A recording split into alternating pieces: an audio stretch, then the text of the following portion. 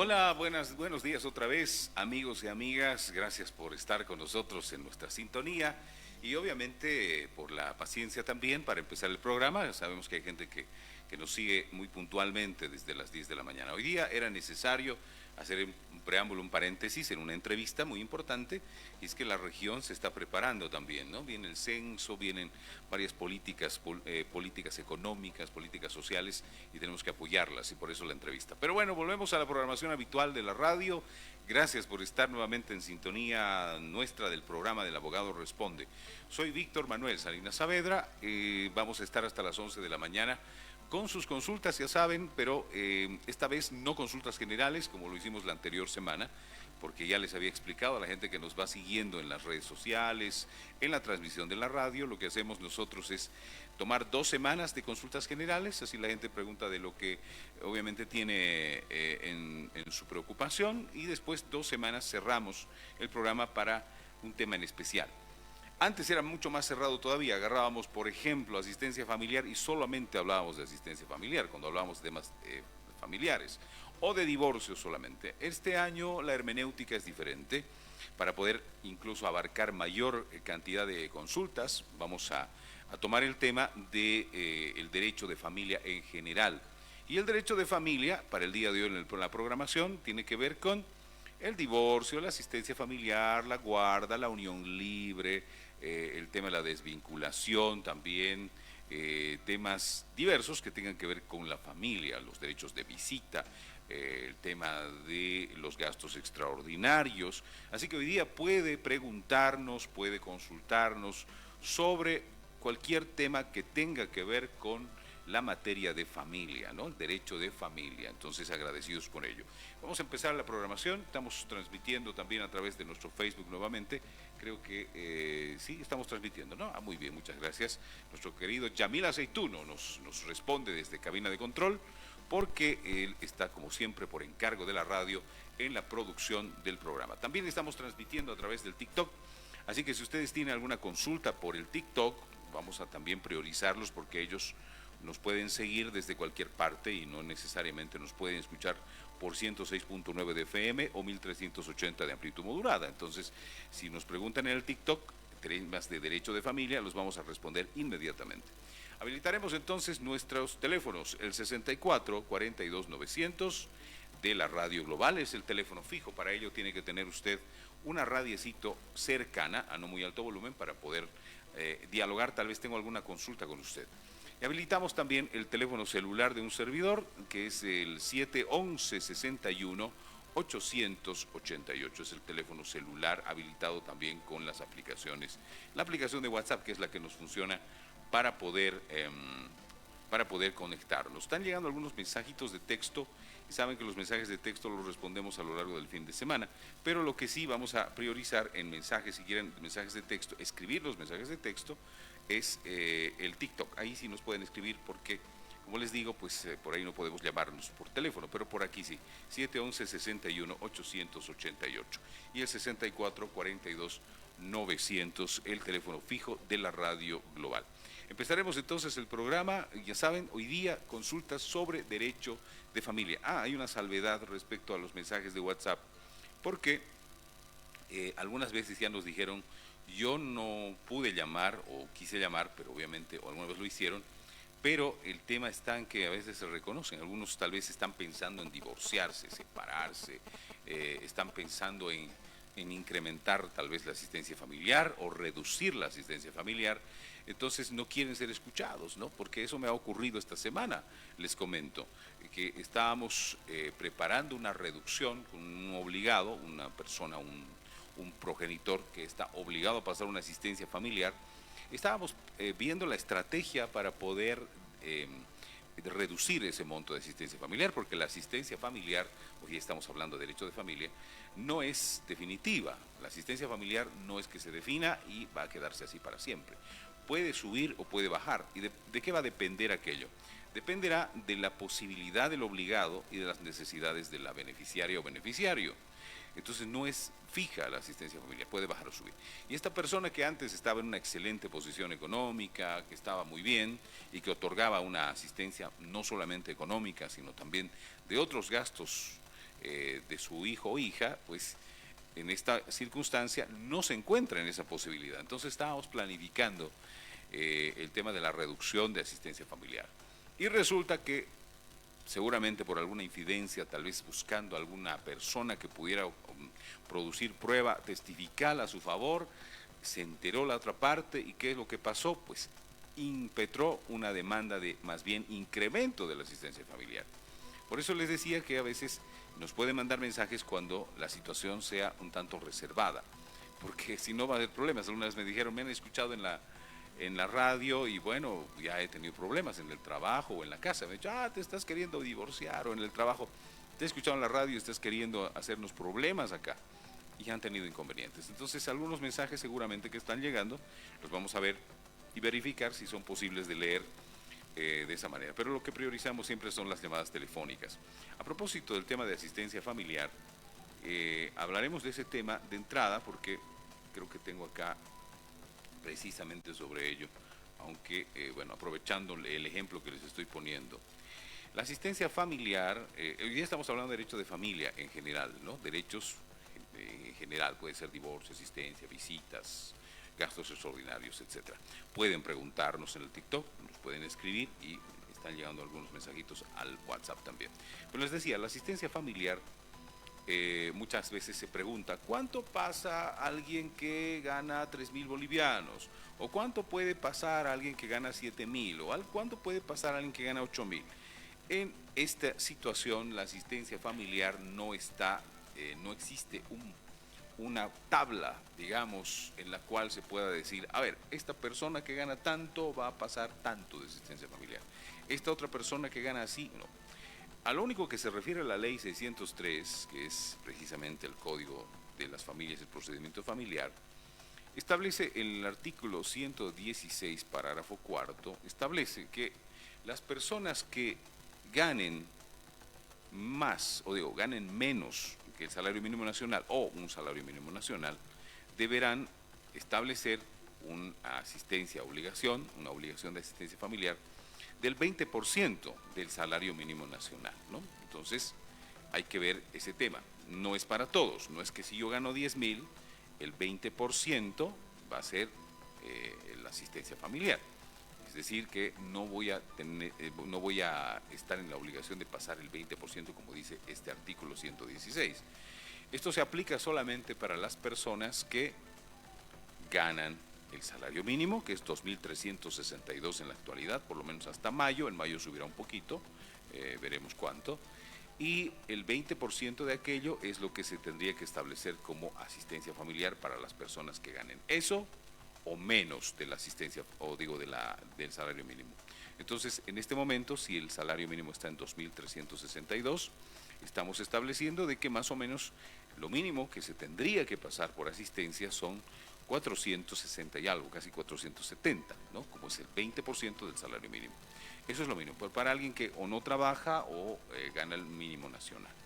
Y siempre y cuando esté capacitado para poder trabajar, que tenga habilidad, o sea, que no sea una persona, un interdicto, ¿no?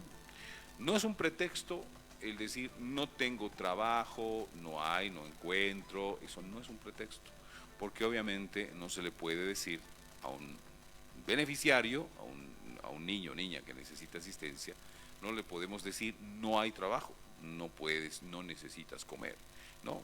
Entonces, no hay tal. Entonces la situación se da en ese sentido de que las personas, por más que no trabajen, tienen que otorgar una asistencia familiar de ese monto. 470 y algo, dice, si alguien nos hace el cálculo correcto ahí, Siljani. Pero obviamente esto es bastante, digamos, hilar muy fino, ¿no? Con 50 centavitos y todo. Pero es lo que dice la ley en todo caso. Hay jueces que aplican también, que no lo deberían hacer, extrañamente, ese 20% en algunos casos para los salarios mayores, ¿no? Y eso no está bien. ¿Por qué razón? Porque una persona, un beneficiario, ¿no?, puede vivir con un presupuesto establecido ya. Puede que la persona, el obligado, gane 15.000, por ejemplo, pero no necesariamente ese hijo o hija tendrá que vivir con un 20% de ese salario, ¿se imaginan? O sea, sería una locura. Entonces no hay tal, pero algunos jueces lo aplican de esa manera, ¿no? De forma totalmente incomprensible. hemos recibido alguna sentencia esta semana que la vamos a apelar también, bastante elevada, que no sé, no está ni motivada ni justificada, porque hemos visto demandas, cuando se demanda asistencia familiar, tiene que establecerse el por qué se está pidiendo tanto. A veces en las demandas vemos que apuntan muy alto para negociar en medio y quedar en algo intermedio, ¿no? ¿Cuánto vamos a pedir? 4.000. Pide 4.000, le dicen a su abogado. Pero no es mucho. No, pedí 4.000 y después ya, porque la primera parte de la audiencia, en el ritual de la audiencia, se establece un principio de conciliación. Entonces, por ahí en la conciliación quedamos en la mitad y ya estoy más que contento, ¿no? Y no es así. Tendríamos que ser responsables de, si vamos a pedir un monto de asistencia familiar elevado, pues tendríamos que establecer el por qué se está solicitando esa asistencia familiar en ese monto y establecer un presupuesto, poner un presupuesto en el cual uno vaya a desglosar el por qué se está solicitando esa cantidad. No es así de simplemente llegar y decir y pedir, aunque la ley obviamente le da ese derecho al beneficiario, ¿no? Es decir, que es irrenunciable la asistencia familiar, no es para la mamá o el papá, es para el menor. Por lo tanto, sí o sí se va a fijar una asistencia familiar. Puede que usted se vaya sin pruebas, inclusive, puede que simplemente se demande y se pida y sí se va a establecer. Pero lo que sí se va a discutir, dependiendo de las pruebas presentadas, va a ser efectivamente el monto de la asistencia familiar, ¿no? Vamos a las llamadas telefónicas, que es, como les decía, lo más importante. Hoy día hablamos del derecho de familia. A ver, vamos a escuchar cuál es el área de la consulta. Buenos días, buen día, adelante con su consulta, por favor. Buenos días, con el doctor Samuel. Salinas, aquí en el Abogado Responde estamos. Dígame, ¿cuál es su consulta? Ya, aquí le voy a pasar un ratito ya, por favor. Bueno, están ahí, estamos en consultas de asistencia familiar. Ya es el abogado Salinas. Sí, buen día, adelante, ¿cuál es su consulta? ¿Qué tal, doctorcito? ¿Qué tal? Buenos días, le doy un buen saludo. Doctorcito, para disculpar, ayer vine por la oficina, por la radio bueno, global. Ya, la radio global. Ahora, pero una señorita me ha dado una notita del número de usted. Ahora estamos, ya estamos, adelante, doctor. Estamos en vivo. Siga, dígale. Hace muchos años ya de que una señora me suscribió así una... bueno, es otra cosa. Escúcheme, querido, escúcheme, querido. Bueno, no me está escuchando, Lastimosamente está hablando de un contrato, no sé qué cosa. A ver, llámeme después del programa. Ayer se vino por la radio, le dieron el número. Pero en este horario estamos con consultas de familia, de derecho de familia. Me llama después, o yo le llamo, porque está registrado el número, y hablamos de un convenio, algo, no sé, algo así hablaba el señor. Hoy día estamos con derecho de familia, ya, para no desnaturalizar el programa, vamos a atender únicamente sobre temas de derecho de familia. Entonces, 711-61-888 habilitado y las consultas también por el teléfono fijo, el 64-42-900. Algunos mensajitos, a ver, lo vamos a revisar si es que son, a ver, por ejemplo, creo que había ahí uno de divorcio, que son delicados, ¿no? A veces uno está, a ver, acá dice esta persona, quisiera por favor que me atienda internamente, he estado conviviendo con mi pareja durante 7 años. En ese periodo muchas cosas sí se han puesto a mi nombre, pero las cosas más grandes están a nombre de él. Quisiera saber cómo puedo hacer, no estoy pensando separarme, pero quisiera estar, acá dice quisiera, no estoy entendiendo, si quisiera, y bueno, quiere estar segura, eso que quiso decir, de que no va a haber problemas después seguramente, ¿no? Eso es lo que quiere, no estoy entendiendo muy bien el mensaje. Pero bueno, a ver, hablamos de una unión libre, 7 años trabajando juntos, algunas cosas las han puesto a nombre de los dos, algunas cosas no, seguramente es lo que dice. No se quiere separar por el momento, pero quiere estar seguro de qué es lo que puede pasar después. A ver, obviamente existen dos maneras de llevarla adelante la convivencia. Una es mediante un matrimonio civil, cuando las dos personas se ponen de acuerdo y hacen pues la ceremonia y todo eso, que al final no es lo más importante, ¿no? Mucha gente se casa por la ceremonia, pero en realidad es, mucha gente no quiere hablar del tema, pero es un contrato, pues es un contrato civil el que se hace entre dos personas que están uniendo sus vidas efectivamente con un fin, que es el tema familiar, el tema de hacer descendencia, el tema de un proyecto de vida en común, pero sobre todo son dos personas que se están comprometiendo mediante un contrato ¿Qué es lo que se firma cuando uno va al registro civil, al registro cívico? Un contrato donde pone su firma y donde establece que va a haber obligaciones y derechos al respecto. Ese es un matrimonio. Pero cuando hay dos personas que están simplemente conviviendo, pues ahí dirán, no se ha firmado nada y no hay nada ahí, obligaciones ni nada. Por supuesto que sí las hay. La ley establece que las uniones libres tienen y gozan de los mismos derechos y obligaciones que un matrimonio civil. Y por lo tanto también tienen, menos el papel firmado, pues tienen las mismas garantías. Pero la diferencia es que cuando uno ha firmado, pues está establecido ya aquello a partir del registro. En cambio, cuando uno no lo hace, puede pedir su derecho a partir de una demanda, que no siempre es demanda, puede ser de la vía también, en la vía también voluntaria ante el registro cívico.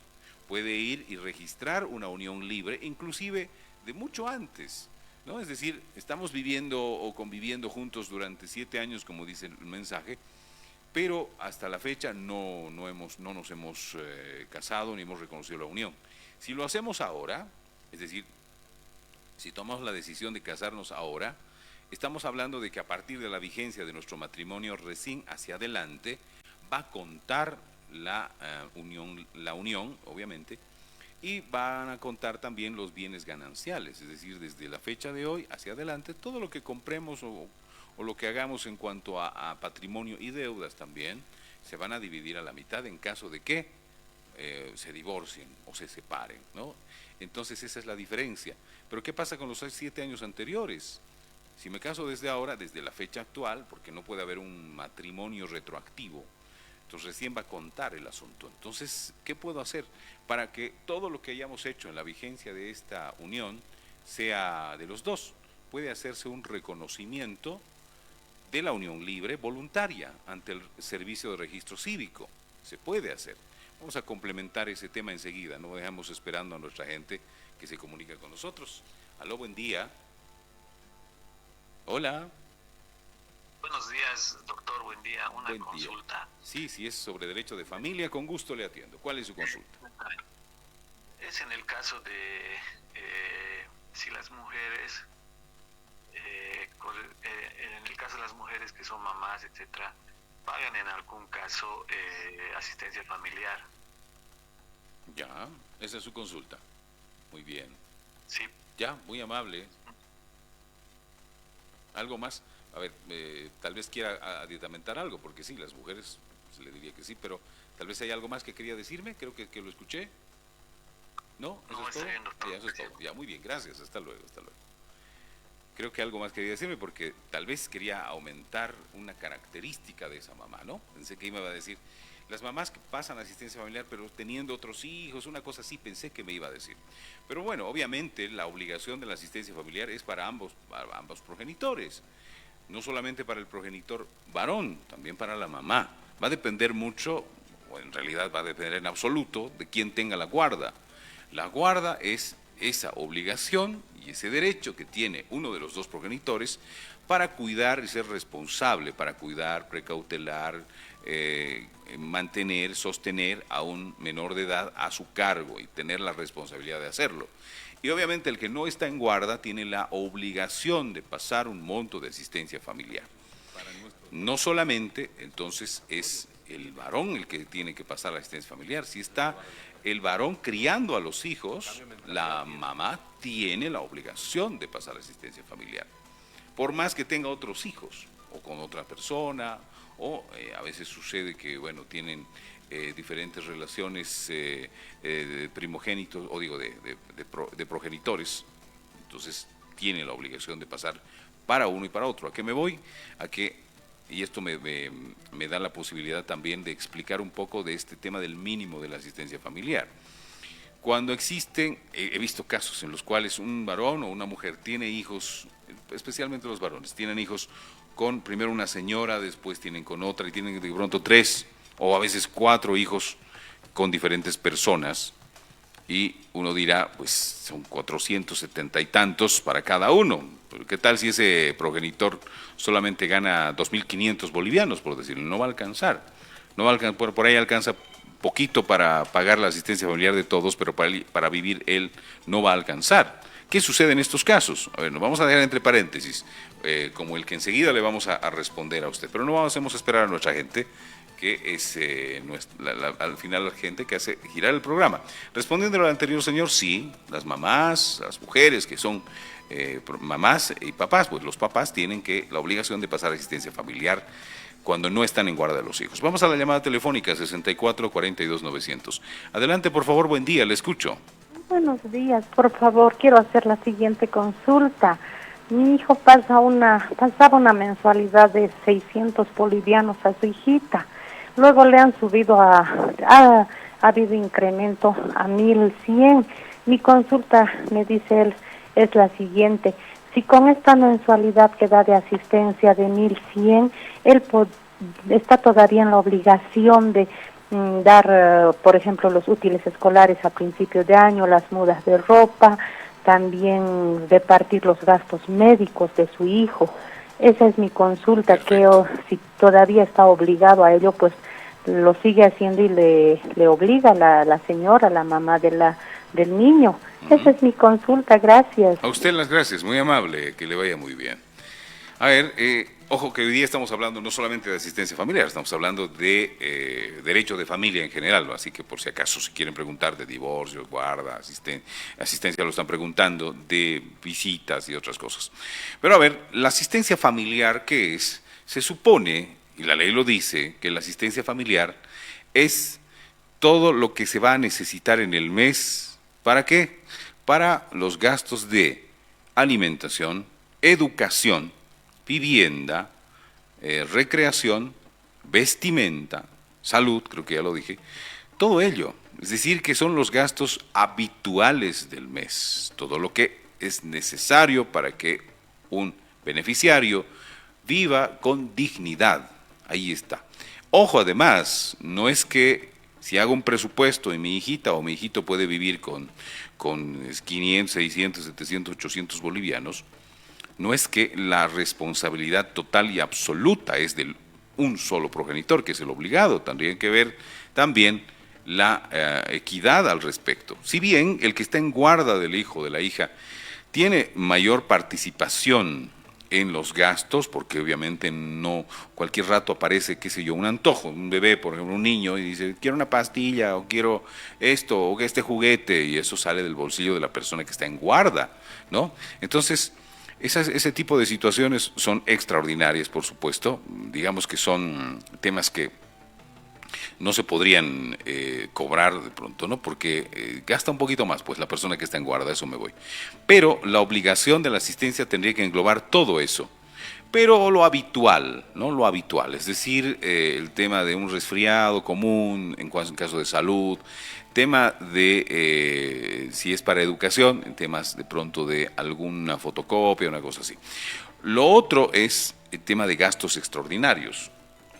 Muchos jueces de familia, para evitar precisamente esta situación de poder dividir de forma no muy lógica, de forma no muy legal también, el tema de asistencia familiar, lo que hacen es establecer un monto de dinero y aparte establecer otra obligación subsidiaria.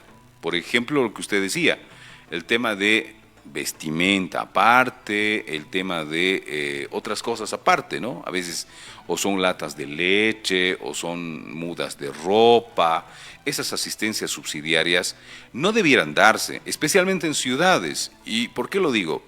No es que haya que pueda uno discriminar, sino que la ley lo establece y dice, en las situaciones en las que socialmente esto no sea posible, el otorgar la asistencia familiar únicamente en dinero, puede considerarse otra forma subsidiaria, además cuando haya un acuerdo entre las partes, no es algo que se pueda obligar judicialmente y la ley es muy clara al respecto. No sé por qué no se toma en cuenta. Muchos jueces le decía que son obviamente mucho más actualizados, de pronto que quieren un poco uniformar el tema de la asistencia familiar, sí lo toman en cuenta y tratan de monetizar todo y de esa forma evitar la asistencia subsidiaria porque hay un problema muy grande con la asistencia subsidiaria. ¿Por qué? Porque a veces por orgullo, ¿no? Ya, bueno, tanto de dinero y 2 latas de leche, por ejemplo, y va al juzgado y deposita las latas de leche. Pero al final, por orgullo, por olvido, por no sé qué, la mamá o la persona que va a recoger no recoge. Y las latas de leche están ahí almacenándose, pasándose de fecha, lo mismo con la ropa. Dicen, llama una muda de ropa, y a veces no dicen en qué consiste, entonces hasta se pelean del calcetín. Y a veces cuando presentan mudas de ropa como asistencia subsidiaria, igual, no señor juez, que está muy chica, que está muy grande, que está muy vieja, que no es nueva, que no es de esta marca, y es todo un problema, y no quieren recoger. Entonces, lo que debería atenderse siempre es a la uniformidad de lo que dice la ley. La ley dice que en casos, en situaciones socioeconómicas distintas, en el campo, por ejemplo, se ve bastante, ya pues un quintal de papa, una arroba de arroz, azúcar, esas cosas, pero en la ciudad, en las ciudades donde obviamente esto no debiera ser así, hay que ver las condiciones socioeconómicas, dice, del beneficiario del obligado. Esta situación debiera ser únicamente en dinero. Entonces, debiera obviarse la asistencia subsidiaria de otras cosas. Pero, si bien esto tendría que ocurrir, la sentencia, ahí tenemos que basarnos en la sentencia. Mi querida señora que nos pregunta, si la sentencia dice que la obligación es de un monto de dinero más 2 mudas de ropa, una en su cumpleaños, otra en Navidad, una en tal, o los gastos escolares al principio de año, y qué sé yo, pues si eso dice la sentencia, pues eso es lo que se tiene que cumplir, a no ser que se haga una demanda de modificación, ¿no? Y se evite el tema de los gastos subsidiarios como parte de la asistencia familiar. Otra cosa son los gastos extraordinarios, esos tienen otro tipo de tratamiento, esos también están diferenciados en la ley.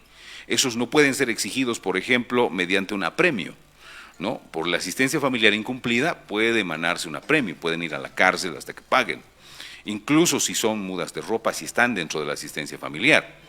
Pero si son gastos extraordinarios, ¿cuáles son gastos extraordinarios? Para que quede claro, aquellos que no son habituales, aquellos que son, por eso dice su nombre, fuera de lo común.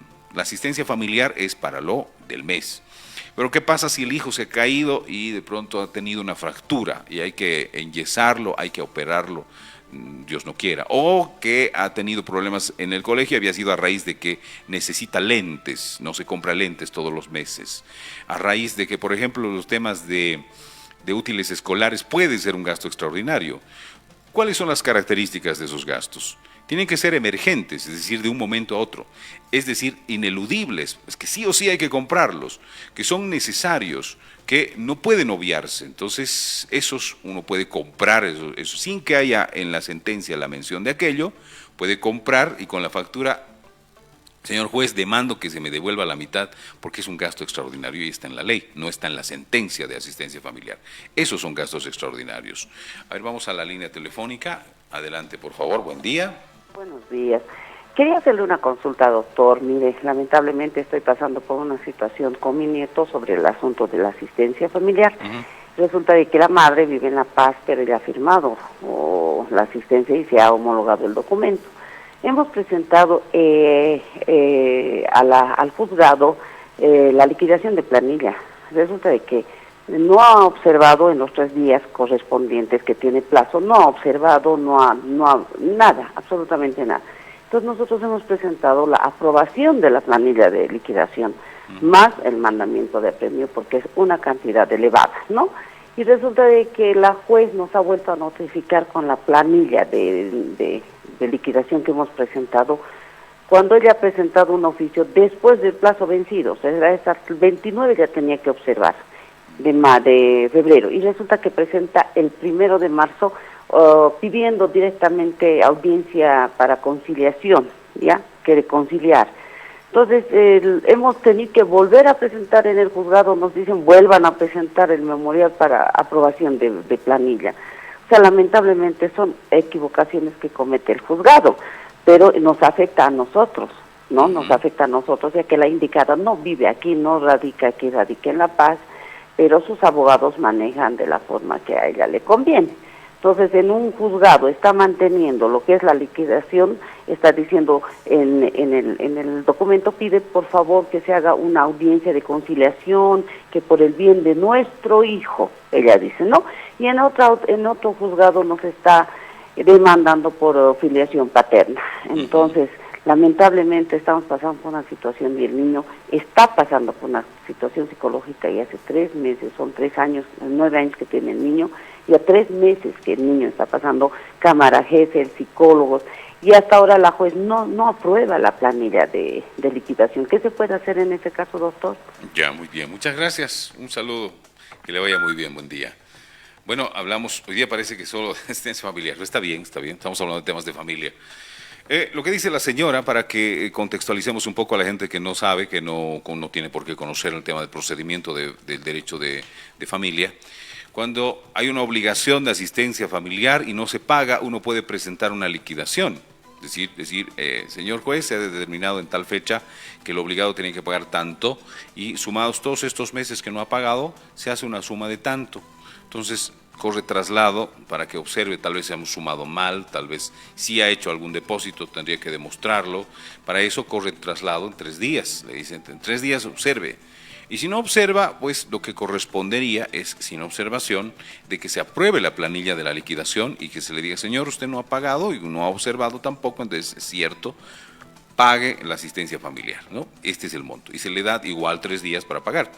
Si no paga, uno puede pedir el mandamiento de apremio, como le digo, para poder esta persona ser privada de su libertad hasta que deba pagar la asistencia familiar. En el caso de estas aprobaciones, si bien existe esta situación de que debe aprobar la planilla, me ha pasado también en algún caso, y le comento que, aprovechando su situación, nos dice, se aprobó la planilla, pero después, o creo que no se observó, nos dice, pedimos dentro de un memorial que se apruebe la planilla y que además se conmine al pago en 3 días y no un mandamiento de apremio, pero esta persona, después del plazo de la observación, entonces presentó un memorial pidiendo una conciliación. La conciliación intra o extraprocesal siempre es posible, pero como es conciliación, va a depender solamente de las partes. Es decir, si yo quiero ir a conciliar, voy. Si no quiero conciliar, no voy. Y si la ley establece de que hay una obligación incumplida y se me llama a una conciliación, yo me puedo negar a esa conciliación.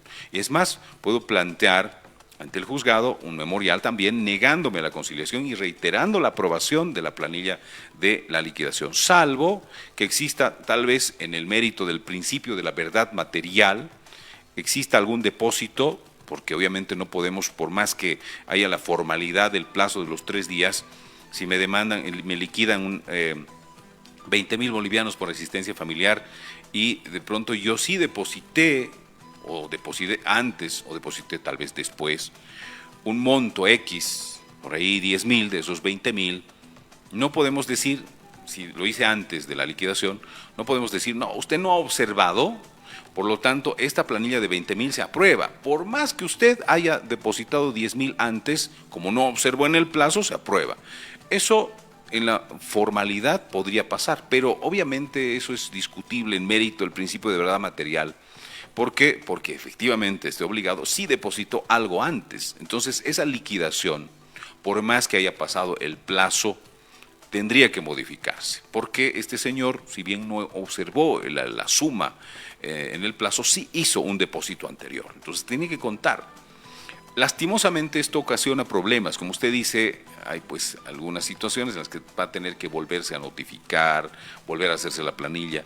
Es más, algunos jueces, me ha pasado, y en eso vamos a estar también estos días, en el que una de las jueces, el señor obligado, no solamente que había reconocido la deuda, había pedido pago a plazos, que ya su plazo de pago incluso había fenecido, estaba con mandamiento de apremio.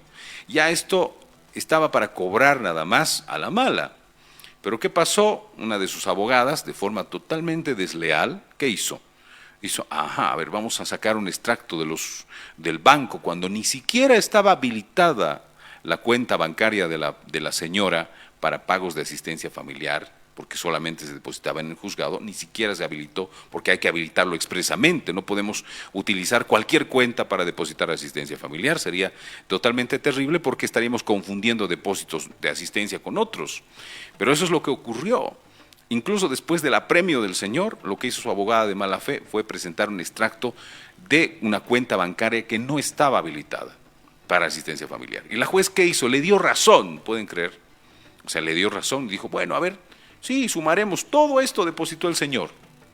Realmente depósitos que no venían de asistencia familiar, los hizo pasar. Pero el principio de verdad material hace que la juez entienda que obró mal, porque no es así de simplemente presentar después del apremio inclusive un pago sin saber quién hizo, cuándo hizo, cómo lo hizo. En el caso suyo, mi estimada, lastimosamente, si es que, bueno, él no presentó, si no hay un pago fehaciente de la asistencia familiar de que él efectuó, un pago documentado con prueba de que él efectuó y por lo tanto esa liquidación está mal hecha, si no hay eso, entonces tendría que aprobarse la asistencia familiar, la liquidación. Porque si solamente llama a conciliación y no demuestra que pagó lo que le están cobrando injustamente habiendo pagado, pues obviamente no puede hacerse una nueva liquidación, ¿no? Si él pagó después de la liquidación, de todas maneras hay que modificar la liquidación porque el sistema Salomón establece aquello. No se le puede cobrar algo a una persona cuando ha pagado, por lo menos un poco, hay que reformar. La deuda es la deuda, pues eso se tiene que modificar, ¿no? Vamos a la última llamadita. A ver, perdón. Adelante, adelante, buen día. Buenos días, quiero hacer la siguiente consulta. Debido a un accidente de tránsito, un hijo mío salió mal de esta situación y ha tenido 3 operaciones. El diagnóstico del neurocirujano ha sido discapacidad múltiple. Tiene una nena que no vive con él, no vivieron un tiempo con la muchacha, pero después se separaron. Amigablemente firmó mi nieto ¿cómo le diría? La pensión de 450 bolivianos.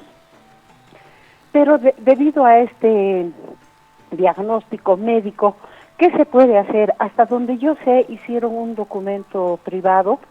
Creo que no está homologado. ¿Qué podemos hacer? Él está siendo atendido por su mamá, es mi nieto, que es como mi hijo. Ya, muy bien. La mamá ha dejado de trabajar por atenderlo al hijo porque hay necesidad de estar todo el tiempo con él. Claro.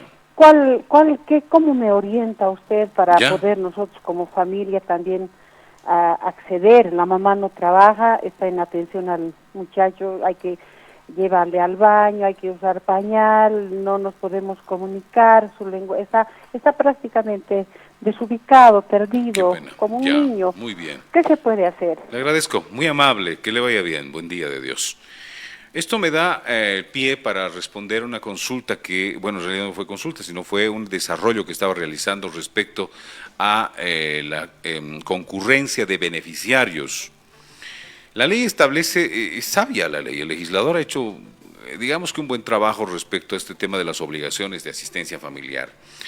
Cuando una persona no está trabajando, o cuando una persona, en el caso actual, habiendo antes estado en plenas facultades mentales, pero después de un accidente quedando discapacitado, no puede pasar la asistencia familiar, entonces la obligación pasa a los siguientes. ¿Quiénes son esos siguientes?